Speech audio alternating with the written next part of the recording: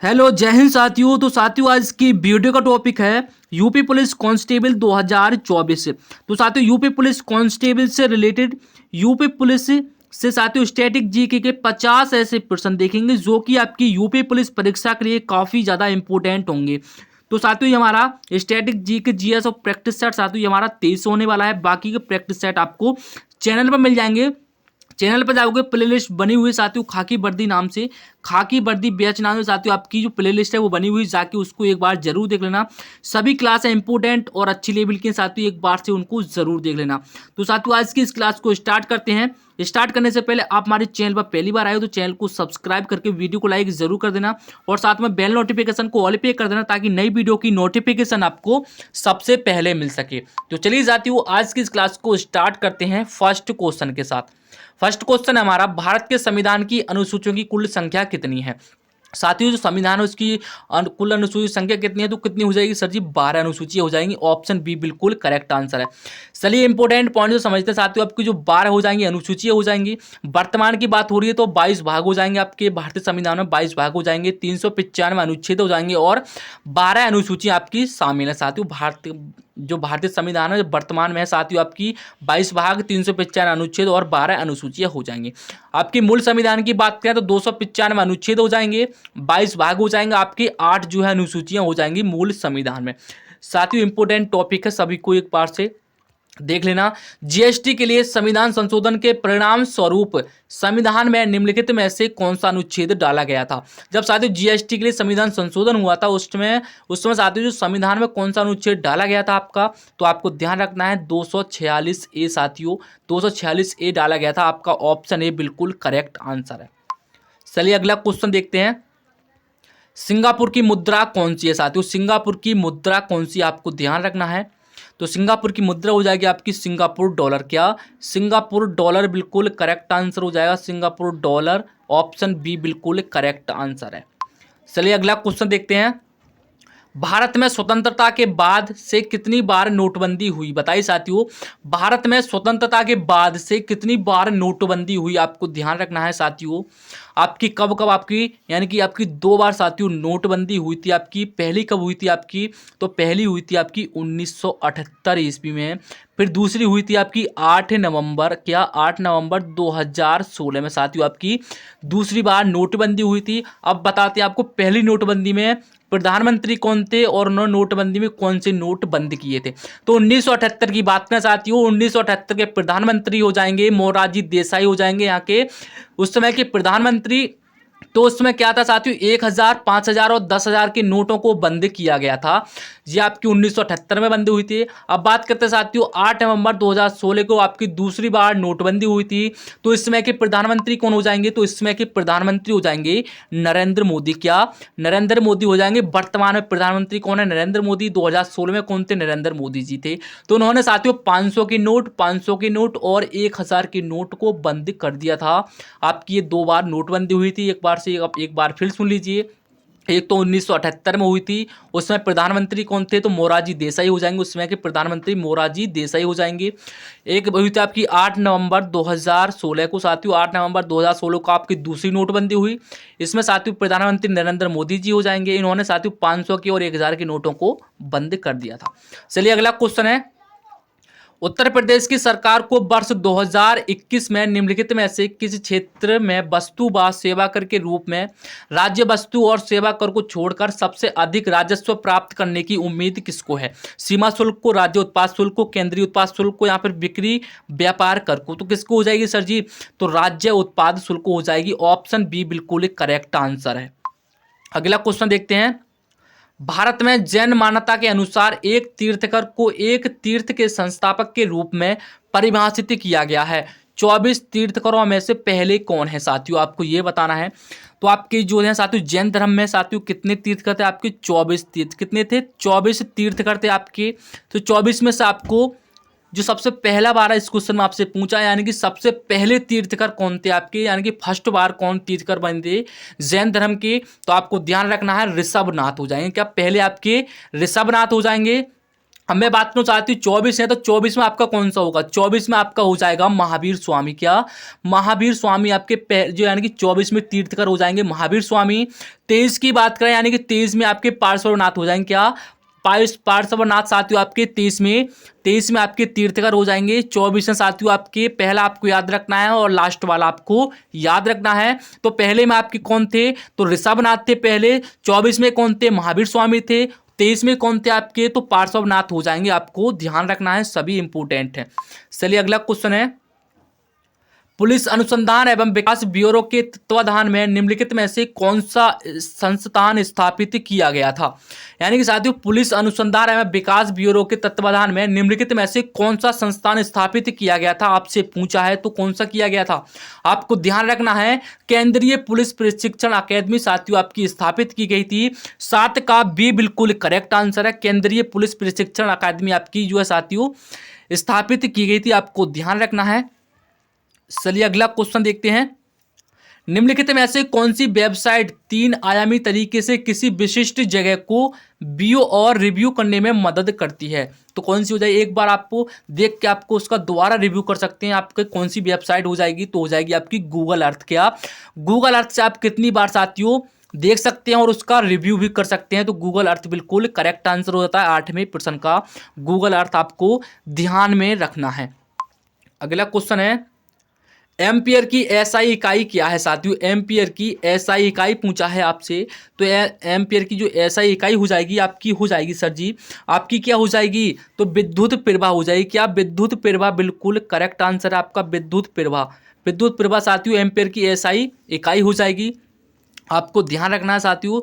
चलिए अगला क्वेश्चन है आपका, निम्नलिखित में से कौन सा विटामिन B6 का दूसरा नाम है? बताइए साथियों, निम्नलिखित में से कौन सा विटामिन B6 का दूसरा नाम है? आपसे पूछा है B6 का दूसरा नाम क्या है, तो कौन सा हो जाएगा? दूसरा आपका नाम हो जाएगा सर जी, क्या हो जाएगा? क्या हो जाएगा दूसरे का नाम? तो ऑप्शन सी हो जाएगा। क्या? ऑप्शन सी बिल्कुल करेक्ट आंसर हो जाएगा, यानी कि पायरिडॉक्सिन साथियों, पायरिडॉक्सिन इसका दूसरा नाम हो जाएगा, आपको ध्यान रखना है। चलिए साथियों आपको थायमिन के बारे में कुछ और बताते हैं। तो थायमिन आपका क्या होता है? थायमिन विटामिन बी का रासायनिक नाम है। क्या? थायमिन जो है साथियों आपका वो विटामिन बी का दूसरा नाम है, आपको ध्यान रखना है। इसकी कमी से साथियों कौन सा रोग होता है? विटामिन बी की कमी से आपका बेरी रोग होता है। क्या? बेरी रोग साथियों आपकी विटामिन बी की कमी से होता है। बात करते हैं साथियों नियासिन। क्या? नियासिन की बात करें तो नियासिन साथियों आपकी विटामिन B3 का रासायनिक नाम है। क्या? विटामिन साथियों विटामिन B3 का ये रासायनिक नाम है नियासिन, आपको ध्यान रखना है। मैंने आपको बता दिया पायरिडॉक्सिन साथियों आपकी विटामिन C6 का यानी B6 का दूसरा नाम है। अब मैं आपको बताता हूँ राइबोफ्लेविन क्या है। राइबोफ्लेविन क्या है आपका ये बताता हूँ साथियों, ये राइबोफ्लेविन है, ये विटामिन 2 का दूसरा नाम है। क्या? विटामिन जो है साथियों विटामिन बी है ना, विटामिन B2 का ये रासायनिक नाम है, आपको ध्यान रखना है साथियों। सभी इंपोर्टेंट मैंने आपको बता दिए। चलिए अगला क्वेश्चन देखते हैं, केंद्रीय पुलिस प्रशिक्षण अकेदमी कहाँ स्थित है? केंद्रीय पुलिस प्रशिक्षण अकेदमी कहाँ स्थित है? हैदराबाद, नई दिल्ली, नागपुर, भोपाल। तो कहाँ पर हो जाएगी? इसका सही आंसर बताइए, कहाँ पर हो जाएगा? तो कहाँ पर हो जाएगा? भोपाल। क्या? भोपाल बिल्कुल करेक्ट आंसर आपका, भोपाल साथियों आपका बिल्कुल सही आंसर हो जाता है। चलिए अगला क्वेश्चन देखते हैं, इरिडियम परत की खोज किसने की और नोबेल पुरस्कार भी जीता? बताइए साथियों, इरिडियम परत की खोज किसने की और नोबेल पुरस्कार भी जीता? बताइए साथियों किसने की थी खोज? तो साथियों किसने की थी? तो इसकी किसने की थी खोज? तो हो जाएगा लुइस अल्वारेज। क्या? लुइस अल्वारेज बिल्कुल करेक्ट आंसर है, ऑप्शन सी साथियों, उन्होंने इरिडियम परत की खोज की थी और नोबेल पुरस्कार भी जीता था, आपको ध्यान रखना है। इरिडियम परत की खोज लुइस अल्वारेज ने की थी और वर्ष 1968 में, क्या साथियों 1968 में इस खोज के लिए इन्होंने भौतिकी का नोबेल पुरस्कार जीता था साथियों। क्या? भौतिकी का नोबेल पुरस्कार इन्होंने जीता था, आपको ध्यान रखना है 1968 में। अगला क्वेश्चन है, मार्च 2020 में उत्तर प्रदेश सरकार द्वारा जारी आंकड़ों के अनुसार उत्तर प्रदेश के निम्नलिखित में से कौन से जिले ने राज्य की जीडीपी में न्यूनतम योगदान दिया है? साथियों जीडीपी में न्यूनतम योगदान किसने दिया है? जीडीपी, आपको ध्यान रखना है किसने दिया है। तो किसने दिया है साथियों आपका? तो हो जाएगा श्रावस्ती। क्या? श्रावस्ती ने साथियों जो जीडीपी में साथियों उन्होंने न्यूनतम योगदान दिया है। मार्च 2020 में उत्तर प्रदेश सरकार द्वारा जांकड़ी आंकड़ों के अनुसार उत्तर प्रदेश के श्रावस्ती जिले ने जो जीडीपी में साथियों न्यूनतम योगदान दिया है, आपको ध्यान रखना है। उत्तर प्रदेश की जीडीपी में सर्वाधिक योगदान किसने दिया है, अब आपको ये बताते हैं। ये तो आपका न्यूनतम हो जाएगा साथियों, आपका ये तो न्यूनतम हो जाएगा, ठीक है। अब मैं आपको बता दूं उत्तर प्रदेश की जीडीपी में सबसे ज्यादा योगदान किसने दिया है, तो आपको ध्यान रखना है नोएडा। नोएडा आपको ध्यान रखना है, नोएडा ने साथियों सबसे यानी कि सर्वाधिक योगदान देने वाला कौन सा है, नोएडा, आपको ध्यान रखना है। इसका दूसरा नाम क्या है, गौतम बुद्ध नगर। क्या? गौतम बुद्ध नगर, आपको ध्यान रखना है। नोएडा, गौतम बुद्ध नगर एक ही बात है। साथियों जीडीपी में न्यूनतम योगदान किसका हो जाएगा, श्रावस्ती का हो जाएगा। सबसे ज्यादा योगदान किसका हो जाएगा, तो नोएडा, गौतम बुद्ध नगर का हो जाएगा। अगला क्वेश्चन है यानी कि उस देश का नाम बताइए जिसके साथ भारत ने नवंबर 2019 में न्यायिक और क्षेत्रों में सहयोग करने के लिए समझौता ज्ञापन पर हस्ताक्षर किए थे। तो क्या हो जाएगा, किसके साथ किए थे, तो किसके साथ किए थे, तो श्रीलंका के साथ। क्या? श्रीलंका के साथ इन्होंने हस्ताक्षर किए थे, आपको ध्यान में रखना है। श्रीलंका के साथ भारत ने नवंबर 2019 में न्यायिक और अन्य कानूनी क्षेत्रों में सहयोग करने के लिए समझौता पर ज्ञापन पर हस्ताक्षर किए थे। श्रीलंका भारत के दक्षिण में स्थित एक द्वीपीय देश है साथियों, आपको ध्यान रखना है। जो श्रीलंका है वो आपकी भारत के दक्षिण में स्थित एक द्वीपीय देश है। इसकी राजधानी साथियों आपको ध्यान रखना है, इसकी राजधानी श्री जयवर्धनापुरी कोटी हो जाएगी। चीन द्वारा श्रीलंका में हमन टोटा बंदरगाह का निर्माण किया गया है। चीन द्वारा श्रीलंका में साथियों चीन के द्वारा श्रीलंका में साथियों आपका हमन टोटा बंदरगाह का निर्माण किया गया है। अगला क्वेश्चन आपका निम्नलिखित में से कौन सी पुस्तक अलेक्जेंडर ड्यूमास द्वारा लिखी गई है, वो बताइए साथियों। कौन सी पुस्तक किसके द्वारा लिखी गई है, इसमें से बताइए साथियों। तो अलेक्जेंडर का ड्यूमास किसके द्वारा लिखी गई है, तो आपको ध्यान रखना है किसके द्वारा लिखी गई साथियों, किसके द्वारा लिखी गई है, तो आपकी लिखी गई है द थ्री मस्केटियर्स। साथियों आपको ध्यान रखना है इसके द्वारा इस पुस्तक को लिखा गया है, यानी कि 15 का ऑप्शन ए बिल्कुल आपका सही जवाब है। अगला क्वेश्चन देखते हैं निम्नलिखित में से कौन सा दिन केंद्रीय रिजर्व पुलिस बल सीआरपीएफ की स्थापना दिवस के रूप में मनाया जाता है, बताइए साथियों। निम्नलिखित में से कौन सा दिन केंद्रीय रिजर्व पुलिस बल सीआरपीएफ की स्थापना दिवस के रूप में मनाया जाता है, 14 अप्रैल को, 14 जुलाई को, 8 मार्च को, 27 जुलाई को, बताइए साथियों कौन सा दिन मनाया जाता है। तो सही आंसर है इसका, सही आंसर है 27 जुलाई। क्या? 27 जुलाई बिल्कुल करेक्ट आंसर हो जाएगा साथियों आपका। 27वां प्रश्न आपका बिल्कुल करेक्ट आंसर हो जाएगा 27 जुलाई। अगला क्वेश्चन देखते हैं 2018-19 की अवधि के दौरान राष्ट्रीय मानवाधिकार आयोग के अध्यक्ष निम्नलिखित में से कौन रहे, यानी कि 2018 और 19 की अवधि के दौरान राष्ट्रीय मानवाधिकार आयोग के अध्यक्ष कौन रहे साथियों, आपसे पूछा है। तो कौन रहे थे, तो आपके रहे थे एच एल दत्तू। क्या? HL दत्तू को आपको ध्यान रखना है साथियों। ऑप्शन ए बिल्कुल करेक्ट आंसर है, ऑप्शन ए। चलिए अगला क्वेश्चन देखते हैं भारत के थार रेगिस्तान में स्थित कच्छ का रण भारत के निम्नलिखित में से किस राज्य में अवस्थित है, बताइए साथियों। एक बार इस क्वेश्चन का सही आंसर बताइए, काफी अच्छा लेवल का क्वेश्चन है। भारत के थार रेगिस्तान में स्थित कच्छ का रण भारत के निम्नलिखित में से किस राज्य में अवस्थित है, गुजरात, राजस्थान, महाराष्ट्र, पंजाब। तो क्या होगा सर जी सही आंसर, तो सही आंसर हो जाता है आपका, सही आंसर है आपका क्या, सही आंसर है गुजरात। क्या? गुजरात आपको बिल्कुल करेक्ट आंसर है, गुजरात साथियों बिल्कुल सही आंसर हो जाएगा। अगला क्वेश्चन देखते हैं ब्रिटिश सरकार द्वारा वर्ष 1927 में भारत में साइमन कमीशन भेजा गया था, उसका उद्देश्य क्या था। ब्रिटिश सरकार द्वारा साथियों 1927 में आपका भारत में साइमन कमीशन भेजा गया था, तो उसका मुख्य उद्देश्य क्या था साथियों। एक बार से आपको इस क्वेश्चन का आंसर लगाना है, क्या होगा। तो इसका सही आंसर हो जाता है साथियों ऑप्शन सी। क्या? Option C. भारत सरकार की संरचना में सुधारों के सुझाव हेतु साथियों ब्रिटिश सरकार ने 1927 में साइमन कमीशन को भेजा था, किस उद्देश्य से, भारत सरकार की संरचना में सुधारों के सुझाव हेतु साथियों इनको भेजा गया था। अगला क्वेश्चन देखते हैं निम्नलिखित में से कौन सा प्रथम कंप्यूटर यानी कि वायरस था? बताइए साथियों, निम्नलिखित में से कौन सा प्रथम कंप्यूटर वायरस था? बताइए साथियों कौन सा था? एक बार से इस क्वेश्चन का सही आंसर सभी भाई लोग लाइट बताइए साथियों, सही आंसर क्या है इसका? I love you blaster sensor creeper. बताइए साथियों कौन सा होगा सही आंसर?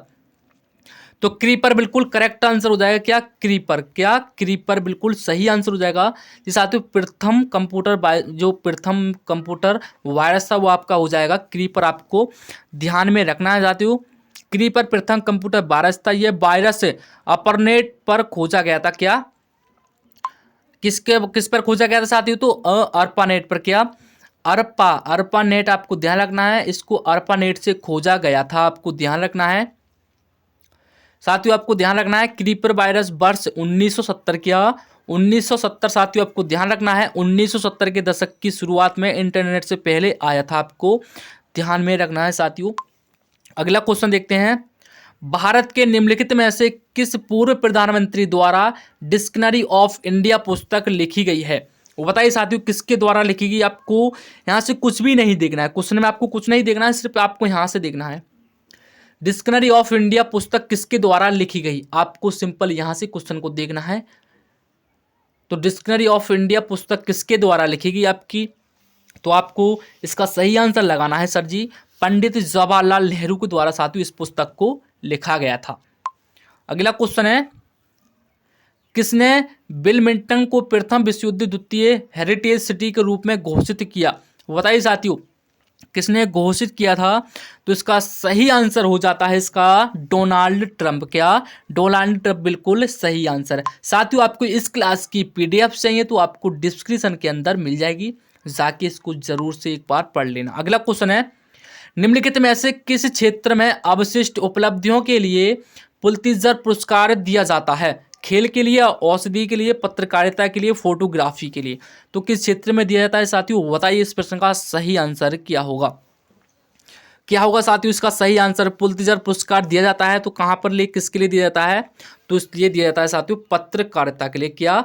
पत्रकारिता के लिए साथियों ये पुरस्कार दिया जाता है। ऑप्शन सी बिल्कुल सही जवाब हो जाएगा।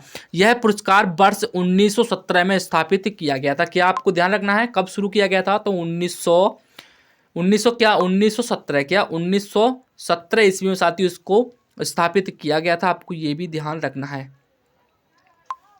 अगला क्वेश्चन है आपका, निम्नलिखित में से कौन यूपी जीडी यानी कि यूपी जेडए और एलआर अधिनियम का सबसे उपयुक्त पूर्ण रूप है? बताइए साथियों यूपी जेडए और एलआर अधिनियम का सबसे उपयुक्त पूर्ण रूप कौन सा है? यानी इसकी फुल फॉर्म पूछिए, शायद आपसे हैं, इसकी फुल फॉर्म पूछिए ना, तो इसकी फुल फॉर्म क्या हो जाएगी? बताइए साथियों एक बार क्या हो जाएगी? पूर्ण रूप क्या हो जाएगा इसका? तो पूर्ण रूप हो जाएगा साथियों आपका ऑप्शन सी। क्या? ऑप्शन सी क्या बिल्कुल सही आंसर है ऑप्शन सी, उत्तर प्रदेश जमींदारी उन्मूलन और भूमि सुधार अधिनियम 1950। साथियों आपको ये क्वेश्चन बिल्कुल यानी कि ये आंसर बिल्कुल आपका सही आंसर है, उत्तर प्रदेश जमींदारी उन्मूलन और भूमि सुधार अधिनियम 1950 में साथियों आपका बिल्कुल सही आंसर हो जाएगा। अगला क्वेश्चन है, उत्तर प्रदेश में जिला मजिस्ट्रेट नियुक्त करने वाला प्राधिकरण निम्नलिखित में से कौन सा है? बताइए साथियों उत्तर प्रदेश में जिला मजिस्ट्रेट नियुक्त करने वाला प्राधिकरण निम्नलिखित में से कौन सा है? तो कौन सा हो जाएगा सर जी आपका? कौन सा हो जाएगा? तो आपका हो जाएगा क्या? क्या हो जाएगा? आपका हो जाएगा सर जी उत्तर प्रदेश सरकार। क्या? उत्तर प्रदेश सरकार बिल्कुल सही आंसर हो जाता है। उत्तर प्रदेश सरकार बिल्कुल आपका सही आंसर होता है। ये भारतीय संविधान के अनुच्छेद 315 क्या आपको ध्यान रखना है 315 और 323 तक साथियों संघ और राज्यों के तहत सेवाएं शीर्षक के लोकसभा आयोग का प्रावधान किया गया है। कि आपको 315 और आपको 323 में साथियों इसका जो प्रावधान वो है साथियों किया गया है, आपको ध्यान रखना है जिला मजिस्ट्रेट का। अगला क्वेश्चन आपका, आंतरिक सुरक्षा विभाग निम्नलिखित में से किस मंत्रालय के अंतर्गत काम करता है? बताइए साथियों आंतरिक सुरक्षा विभाग है वो निम्नलिखित में से किस मंत्रालय के अंतर्गत काम करता है? तो साथियों किसके मंत्रालय के अंतर्गत काम करता है? तो गृह मंत्रालय के अंतर्गत साथियों काम करता है। आपको ध्यान रखना है ऑप्शन ए बिल्कुल सही आंसर है। अगला क्वेश्चन देखते हैं, राष्ट्रीय मानवाधिकार आयोग के 15वें महासचिव निम्नलिखित में से कौन है? यानी कि राष्ट्रीय मानवाधिकार आयोग के जो 15वें महासचिव हैं वो निम्नलिखित में से कौन है? तो कौन हो जाएंगे जो 15वें महासचिव है, कौन हो जाएंगे? तो ये हो जाएंगे आपके जयदीप गोविंद। क्या? जयदीप गोविंद। ऑप्शन सी बिल्कुल करेक्ट आंसर हो जाता है आपका जयदीप गोविंद को आपको ध्यान रखना है। ये राष्ट्रीय मानवाधिकार आयोग के 15वें महासचिव रहे हैं साथियों, आपको ध्यान रखना है। 15 में ये हो जाएंगे आपके बिल्कुल सही आंसर। अगला क्वेश्चन देखते हैं, निम्नलिखित विकल्पों में से वह एकमात्र देश कौन सा है जिसके साथ भारत एक प्रचलित प्रोफेशनल ट्रेड एग्रीमेंट यानी कि पीटीए है? बताइए साथियों, निम्नलिखित विकल्पों में से वह एक देश कौन सा है जिसके साथ भारत एक प्रचलित प्रेफरेंशियल ट्रेड एग्रीमेंट है? बताइए साथियों, अफगानिस्तान, तुर्की, पाकिस्तान, क्रोएशिया, किसके साथ इन्होंने एग्रीमेंट किया है? किसके साथ किया है साथियों? एक बार से सभी भाई लोग क्वेश्चन का सही आंसर बताएंगे। तो क्या हो जाएगा? अफगानिस्तान। क्या? अफगानिस्तान साथियों, ऑप्शन ए बिल्कुल सही आंसर है। अफगानिस्तान में साथियों ये किया गया है। अगला क्वेश्चन है आपका, निम्नलिखित में से कौन सा बाल गंगाधर तिलक द्वारा किया गया साहित्यिक कार्य है? बताइए साथियों, निम्नलिखित में से कौन सा बाल गंगाधर तिलक द्वारा किया गया है साहित्यिक कार्य है? कौन सा है साथियों? Young India, the call to young India, the Orion, या फिर a dawn of the Vedas? साथियों बताइए, बाल गंगाधर तिलक द्वारा कौन सा किया गया साहित्यिक कार्य है? तो कौन सा हो जाएगा साहित्यिक कार्य? कौन सा हो जाएगा? तो आपका हो जाएगा द ओरायन। क्या? The Orion. ऑप्शन बी बिल्कुल सही जवाब है आपका। ऑप्शन बी बिल्कुल सही जवाब है साथियों, आपको ध्यान रखना है साथियों आपको। चलिए अगला क्वेश्चन है, हाइड्रोग्राफी के क्षेत्र में सहयोग के लिए निम्नलिखित में से किस देश ने भारत के साथ समझौता ज्ञापन पर हस्ताक्षर किए हैं? हाइड्रोग्राफी के क्षेत्र में साथियों किसके साथ इन्होंने हस्ताक्षर किए हैं हाइड्रोग्राफी के साथ? तो क्या हो जाएगा? मालदीव। क्या? मालदीव के साथ इन्होंने हस्ताक्षर किए हैं। ऑप्शन सी बिल्कुल करेक्ट आंसर है आपका। ऑप्शन सी बिल्कुल करेक्ट आंसर है, आपको ध्यान रखना है। मालदीव पर्यटन उद्योग कोविड-19 से काफ़ी प्रभावित हुआ है साथियों, आपको ये भी ध्यान रखना है। अगला क्वेश्चन आपका, योग का वर्णन निम्नलिखित में से किस वेद में किया गया है? यानी कि साथियों योग का वर्णन निम्नलिखित में से किस वेद में किया गया है? सामवेद में, अथर्ववेद में, ऋग्वेद में, या फिर यजुर्वेद में? तो किसमें किया गया है आपका? तो ये किया गया है सर जी ऋग्वेद में। क्या? ऑप्शन सी बिल्कुल सही आंसर है आपका। ऑप्शन सी बिल्कुल सही आंसर है, ऋग्वेद में साथियों। अगला क्वेश्चन आपका, साथियों आपको यहाँ से पढ़ने की जरूरत नहीं है, सूची 1 को सूची 2 से मिलाइए। चलिए देखते हैं साथियों आपकी सूची 1। आपको ध्यान रखना है, लाल किला साथियों किसके द्वारा बनवाया गया, चार मीनार किसके द्वारा बनवाई गई और लाल बाग किसके द्वारा बनवाया गया था, आपको ये बताना है ना। तो बताइए साथियों, लाल बाग किसके द्वारा बनवाया गया था?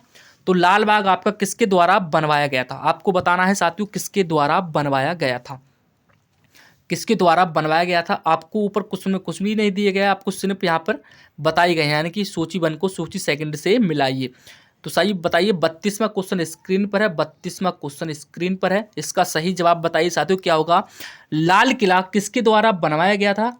तो लाल किला आपका किसके द्वारा बनवाया गया था? तो आपका शाहजहां के द्वारा साथियों लाल किला बनवाया गया था।